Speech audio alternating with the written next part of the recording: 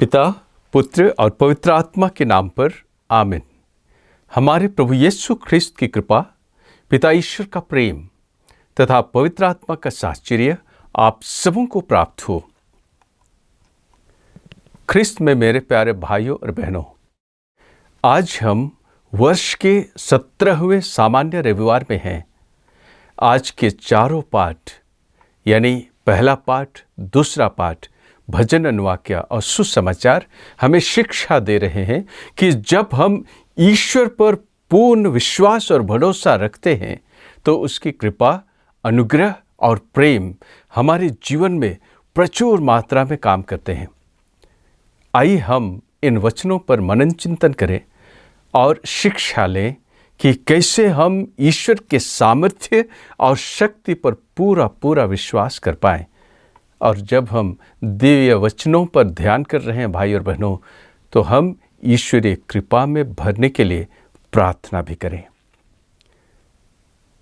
आज का पहला पाठ राजाओं के दूसरे ग्रंथ से अध्याय 4 के वचन संख्याएं 42 से 44 तक लिया गया है।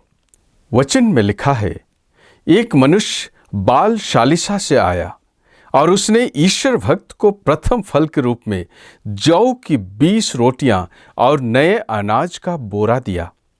तब एलिसियस ने कहा, लोगों को खाने के लिए दे दो। किंतु उसके नौकर ने कहा, मैं इतने को ही 100 लोगों में कैसे बांट सकता हूं? उसने उत्तर दिया, लोगों को खाने के लिए दो, क्योंकि प्रभु ने यह कहा है, वे खाएंगे और उसमें से कुछ रह भी जाएगा। उसने लोगों को खिलाया, उन्होंने खा लिया और जैसा कि प्रभु ने कहा था उसमें से कुछ रह भी गया। भाई और बहनों, पहले पाठ में हमें ईश्वर के चमत्कारिक कार्यों का वर्णन मिलता है।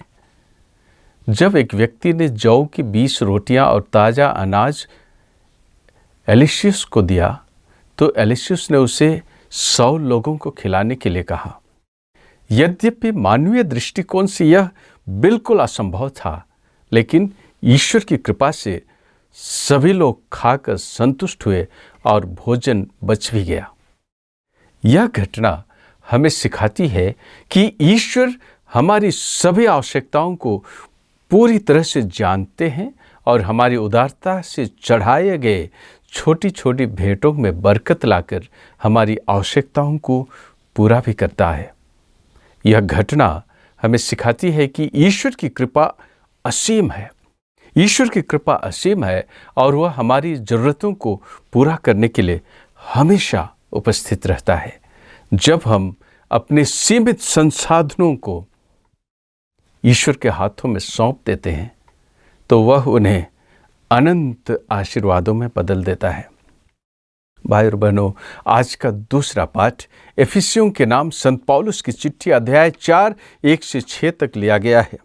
संत पौलुस इफिसियों के नाम लिखी चिट्ठी में कहते हैं, ईश्वर ने आप लोगों को बुलाया है, आप अपने इस बुलावे के अनुसार आचरण करें।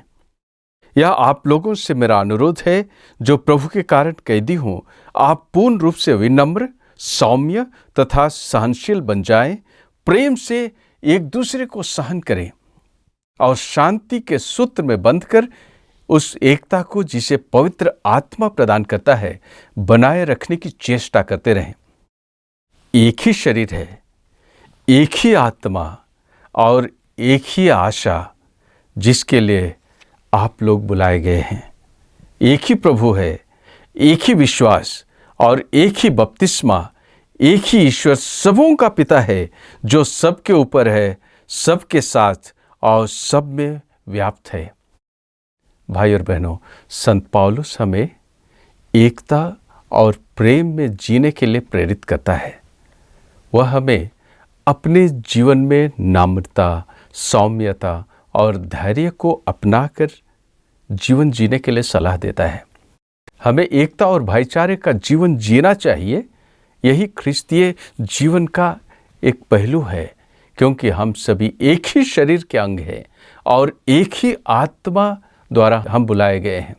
यह पाठ हमें याद दिला रहा है कि हम सभी ईश्वर के परिवार के सदस्य हैं।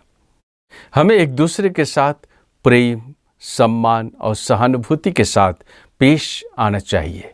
ईश्वर की कृपा हमें एकता में बांधती है और हमें अपने भाई बहनों के साथ मिलजुल कर रहने के लिए प्रेरित करती है।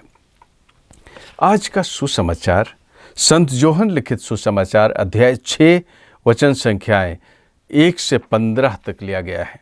भाई और बहनों, सुसमाचार में प्रभु यीशु के द्वारा 5000 लोगों को 5 रोटियां और 2 मछलियों से खिलाने के बहुत बड़े चमत्कार का वर्णन हम इस सुसमाचार में पाते हैं।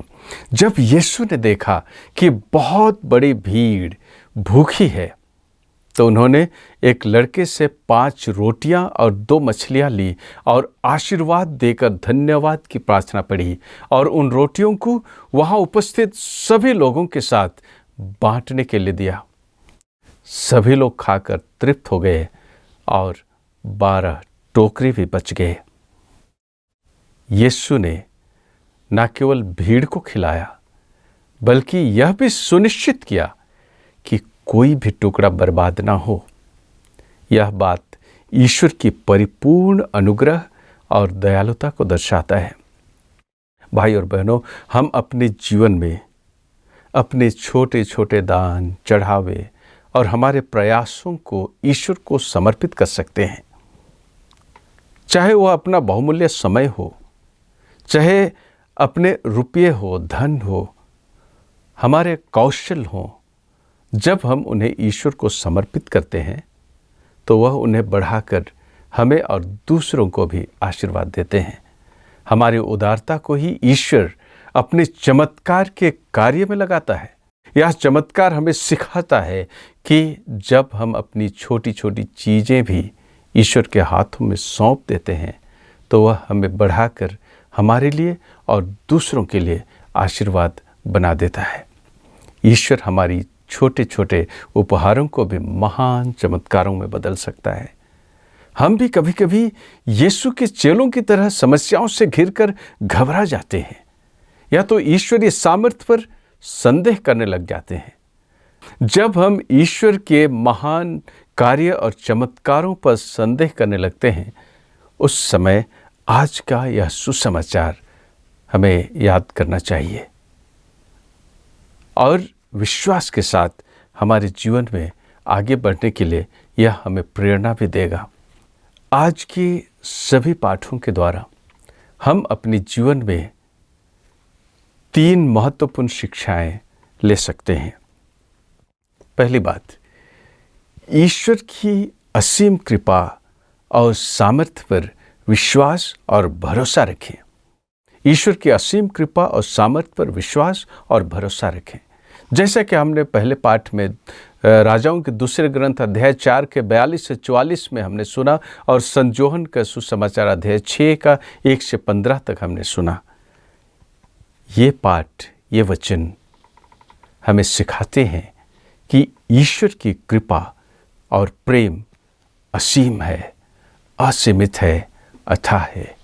हम अपने संसाधनों को ईश्वर के हाथों में सौंपकर विश्वास और आस्था के साथ जीना सीखें। ईश्वर हमारी छोटी छोटी उपहारों और दानों और दक्षिणाओं को असीम आशीर्वाद में बदल सकते हैं। उस छोटे लड़के की तरह जिसने अपने पास रखी 5 रोटियां और 2 मछलियों को यीशु के हाथों में सौंप दिया था, उसी तरह हम भी अपने संसाधनों को, अपनी क्षमताओं को, अपनी चीज वस्तुओं को ईश्वर के हाथों में सौंप दें।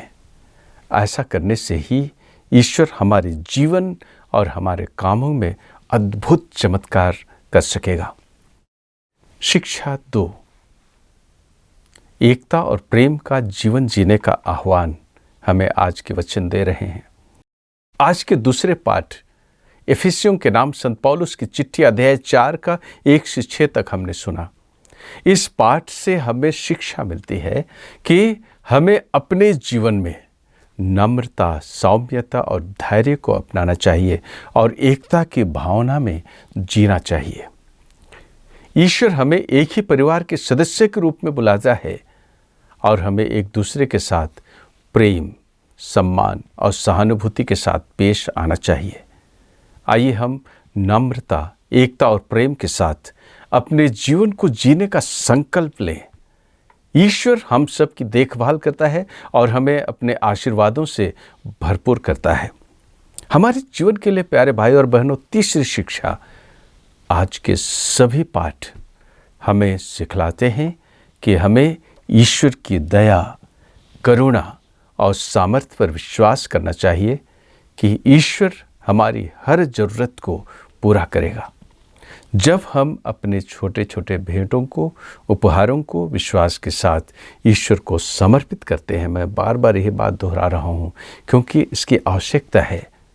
जब हम ईश्वर के हाथों अपनी छोटी छोटी चीज़ों को, क्षमताओं को, धन दौलत को समर्पित करते हैं तो ईश्वर बढ़ाकर उन सभी चीज़ों के द्वारा हमें और अन्य लोगों की आवश्यकताओं की पूर्ति करते हैं। हमारा टूटा फूटा जीवन, अधूरापन, विश्वास में कमी, इन सभी चीज़ों को प्रभु के हाथों समर्पित कर दें और देखिएगा ईश्वर महान कार्य करेंगे। इसलिए आज के दिव्य वचन हमें निमंत्रण दे रहे हैं कि हमें ईश्वर में विश्वास और आस्था के साथ जीने की आवश्यकता है। आइए हम इस विश्वास के साथ अपने जीवन को जीने का प्रयास करें और हमारी सभी ज़रूरतों को प्रभु परमेश्वर पूरा करेगा। आमीन। पाप का अंधकार और अविश्वास की रात्रि ईश्वर के दिव्य प्रकाश और अनुग्रह का आत्मा से मिट जाए और यीशु का पवित्रतम हृदय सभी लोगों के दिलों में निवास करे। आमीन।